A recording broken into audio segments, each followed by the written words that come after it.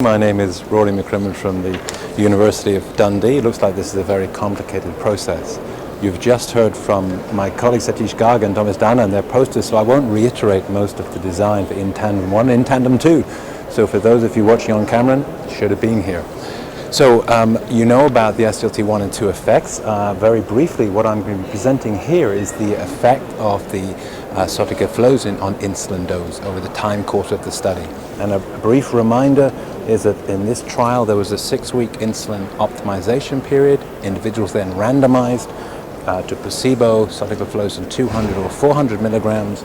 There was this 24-week core treatment period and then a long-term extension. Now, for the purposes of insulin dose reduction, there was an independent insulin dose monitoring committee who were reviewing glucose profiles in the 6 weeks period of insulin optimization and also during the 24 weeks following that, but they didn't in the long-term extension. The other thing you need to know is that there was a 30% reduction in the first dose of insulin with Sotagliflozin, but then after that there was no dose reduction. It was just based upon glucose monitoring data, okay, throughout the trial.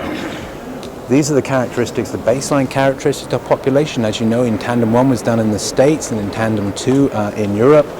There were differences between the cohorts. Effectively, the BMI is going up, sadly, in the entire type 1 population.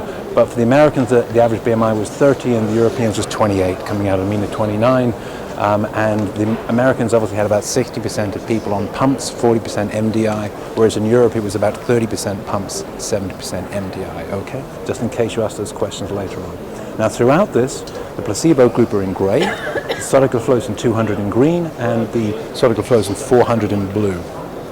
In terms of the HbA1c effects, what you'll see is a sustained benefit of Sotagliflozin in both doses over the 52 weeks of the trial, around about 0.2 to 0.4 units percentage.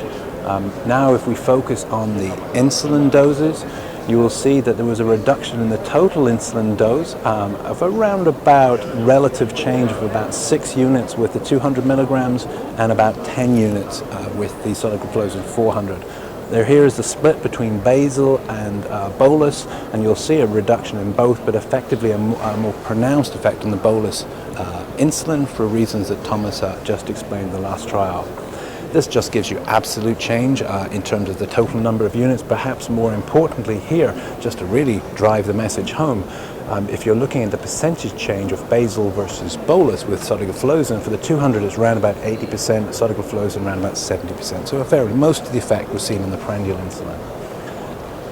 Finally, if we look at the adverse effect profile, not surprisingly, any treatment emergent adverse effects were quite common throughout all arms of the trial, including the placebo group. As expected, we're seeing an increase in general mycotic infections, and as expected, a slight increase in the amount of diarrhea that you see.